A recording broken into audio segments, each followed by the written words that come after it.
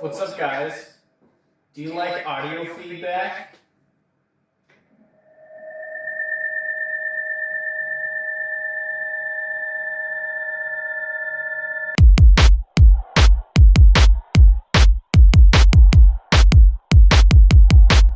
Okay, hold up. First of all, Cassius, you spelled it wrong. Let me fix it for you.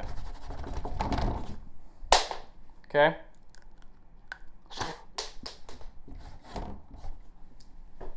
That's how you spell dreams.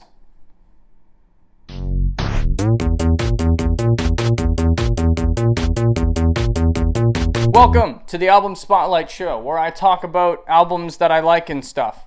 Today on the show, we're going to be talking about an album that's very special to me. It's the first album that I ever rated as a masterpiece. Now, of course, I have other favorite albums, like, Justice Cross, always a classic. I'm sure that one will always be my number one. But when I first heard this album, I was entirely blown away. Now, I like to keep a personal list of, the top, albums that I consider to be masterpieces. I have a list of albums that I keep adding to as I find new ones. And this was the album that made me start that list. Today, we're going to be talking about Cassius's 2019 album, Dreems, if you're blind and or illiterate and couldn't read the title of the video. So Cassius, of course, is made up of two guys, Philip Czar and Hubert Boombass. And tragically, Czar died just 2 days before this album was released, which kind of puts the album in a different perspective knowing that. Because of Czar's death, this is the last Cassius album that there ever will be. Boombass will not be continuing the Cassius name without Czar. But they did release a couple post-mortem remixes that were actually finished before he died. But the first one was the Furious, is that how you say it? Furious or Furious, I'm not quite sure. Furious's track, I'm Not Defeated, which was released in 2020 with all proceeds going to charity. And then the only other remix after that that's been released so far is the Siren Song by the Tribe of Good. And I think that is that's the last Cassius thing ever.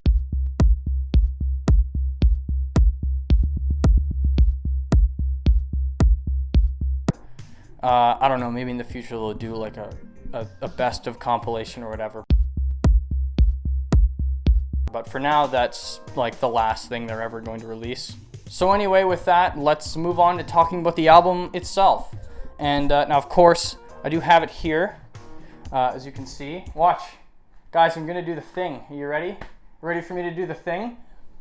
See that? I did the thing.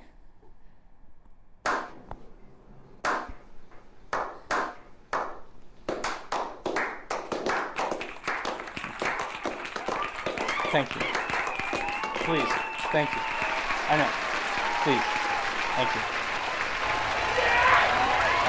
Shut the fuck. Thank you. Shut the fuck. Get the fuck out. So with that there, we can move on to the first track of the album, which is called Summer, which is very fitting considering this album was released on the first day of summer 2019. This is actually one of my favorite tracks on the album, but honestly, it doesn't do a whole lot. It kind of just serves to be an introduction to the album. I think to a lot of people, it might not stand on its own really, but in my opinion, it excels at just being like a nice piano track with some backing synth on it. And that's really all it is, but it's just that's really all it is, but it's a nice song, I don't know. So the first real track is Nothing About You featuring John Gourley. Gordy! This is a really funky track with probably the best bass line on the album. The lyrics are really hard to understand, but I'm fine with that. I have no problem singing the gibberish along to the song. The track really picks up in the last quarter with more vocals and slightly more intensified melodies. And then it drops out briefly before reprising some of the earlier elements of the song. And then it ends with a quick transition into the next song of the album. Vedra is the intro track to the next song, Fame, which was previously released on Ed Banger Records on their 2017 compilation album, Ed Rec 100, which was celebrating their 100th release on the label. To get the full experience out of this song and the next one, you gotta listen to them both together in order. Like, no album shuffling here, okay? Vedra is basically like a slowed version of Fame that like teases elements that are gonna be used in Fame before they officially happen. The second half of the song does a really good job of setting an atmosphere with the more bare bones section of the vocal melodies before slowly and beautifully transitioning into Fame. Fame then comes in and takes the elements you heard earlier and then brings them up to their full potential. It's a very slow build of a track, starting semi-mysteriously with the seemingly random Fame vocals on top of the very subtle bass line and really tight percussion. It's a weird connection, but the poppy bass notes that play kind of remind me of the Underground song from Super Mario 64.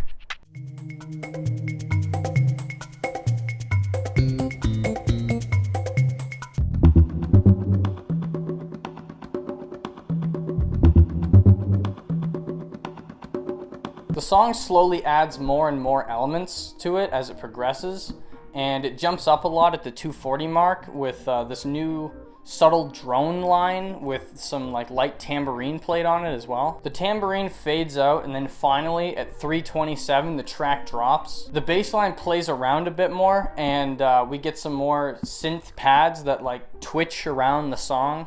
And then we get Don't Let Me Be after another perfect transition. Finally, a song where we can understand the lyrics. The song begins at the same level of subtleness that Fame does, but it quickly expands beyond that. This is clearly the star of the album, and finally, in this case, the Spotify plays are just unlike Bike. The song uses a lot more percussion, all layered on top of each other for the chorus parts of this track. For the rest of the track, it loses almost all of it, having only like a kick, a snare, and some weird shaker thing that plays through the whole song. And then this song actually just fades out instead of transitioning into the next song. Chuffed is up next with some piano put through a resonant filter with some very punchy drums on top of that. Quickly, more elements are added to the song, like an occasional bass line, what sounds like a droning guitar, and of course, a whole lot more percussion. The song drops out halfway through before the drums come back in again, and right before the drums kick back in, there's like this little like half measure, like this little tiny drum section. That's like my favorite moment of the whole album, just that little tiny like pre-beat that plays. And then the last quarter of this track is just kind of building up to the next song, Non-Stop Rock, with once again another perfect transition into it. I'll be honest with you, I have no idea what they're saying here in the beginning. Are they saying move like Aruba?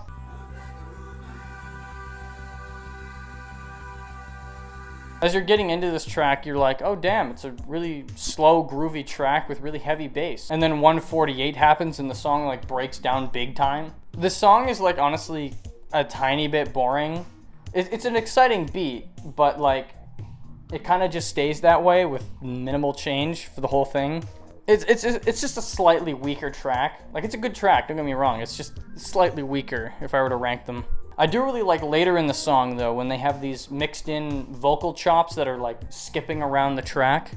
I'm a bit of a sucker for vocal sampling. Possibly the best part of the track is when it starts transitioning to the next song and parts of the next song's vocals are like put in periodically into this song. And then it beautifully transitions into the next song, Cause We, which, I mean, wow, that's certainly a way of spelling that title. Do you get it? It's because they're French. The song is kind of the better version of Non-Stop Rock, honestly. It goes harder, it has amazing vocals, and then it reuses several elements, albeit in different tones, but it reuses several elements from the previous song. But man, the chorus. I kind of cannot get over the chorus sections of this track. The only problem with this track is how short it is. Also, I have no goddamn clue what he's talking about. The next songs do transition, but it's just kind of a crossfade, which is fine, but compared to some of the other transitions earlier in the album, it's just kind of weak. Dreems, spelled correctly this time, is obviously the title track of the album, or is it? I mean, it's spelled differently. I guess it counts, I don't know. At any rate, it's a very dreamy track. No pun intended, but I mean, maybe they did that intentionally. It uses lots of synth pads and a ton of reverb on the vocals. This song for sure has my favorite vocals on the album. Owl is back on this track and perfectly nails the lyrics again. She's on 3 of the album's tracks actually, and she's really good in all of them. The track slowly undoes itself until we're left with just Owl's vocals with heavy reverb and echo as it fades out at the end of the song. Then, transitionless, we move on to my favorite track on the album, Calliope. Calliope. Not Calliope, as I previously thought it was pronounced, but I thought I'd double check before this video. I don't care. I don't know what Calliope is. I think Calliope sounds like a way cooler pronunciation, and I'm going to continue to pronounce it that way, and you can't stop me. Fuck you. Calliope. Anyway, this track is mostly instrumental, which sets it apart from the other songs on this album, because the only other song that doesn't have vocals is the intro song, Summer. This is also the longest track on the album at 6 minutes in length, and whew, that's so long I can barely even last through the whole thing. The first 2 minutes and 43 seconds of the song are entirely a build-up to the... Oh my god, that was insane. Did you fucking hear that? The first 2 minutes and 43 seconds of this track are entirely just a build-up with new instruments being periodically added to the mix until it finally drops and we get a heavy bass line and more vocal sampling. Here, the song actually continues to build up with more instruments being added periodically until it finally drops out at 4:30. I want to talk quickly about the main melody of this track. The melody changes quite slowly, but since it's put through a delay, notes of the previous chord continue on into the next chord, and it's not quite disorienting to listen to, but it's like almost confusing a little bit. Maybe this is a really simple thing and it's not that special, but like this is my favorite song for a reason. Like I think it's a really genius use of delay. Same as the previous song, Calliope just simply fades out and it feels different this time. Like sure, I would love like a super complicated, like really perfect transition, but like after this much longer beast of a track, it's nice to get that long fade out as a bit of a rest. Next is W18, another song that was previously released on Ed Banger Records. This was their 2018 single, which also had a couple remixes and put on an EP released later in the year. This is a slightly weaker track for me, but it still bops to the fullest. It's a much more vocal track than the others. It utilizes a lot more vocal sampling of the singer Vula Malinga. I hope I'm saying that right.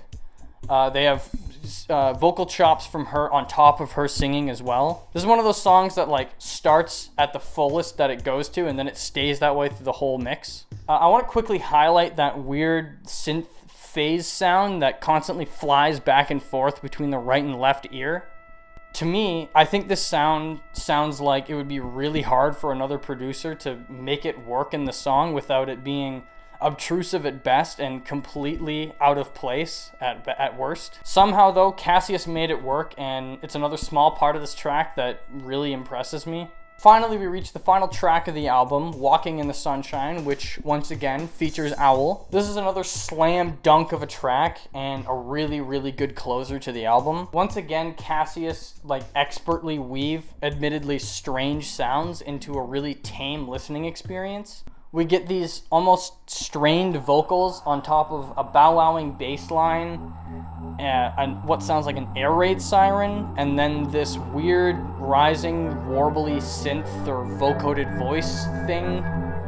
Production feats aside, this is a more emotional track to me, especially the ending part. It's a tad melancholic about the album being over, but it's also saying to enjoy what you've heard so far. At around 3 minutes and 40 seconds in, there's this secondary synth lead that comes in and steals the show for me. It's honestly like not that impressive sounding, but it's good. It's a good part. I like it. I don't know what else to say. The song uses less of the lyrics near the end of the song, but it still uses the vocal chops at the end. The song slowly begins winding down, and elements of the song are removed until we're left with just this one last little musical sting that fades out into silence, ending the song and ending the album. So there you go. There's the album Cassius by Dreems. That's not right.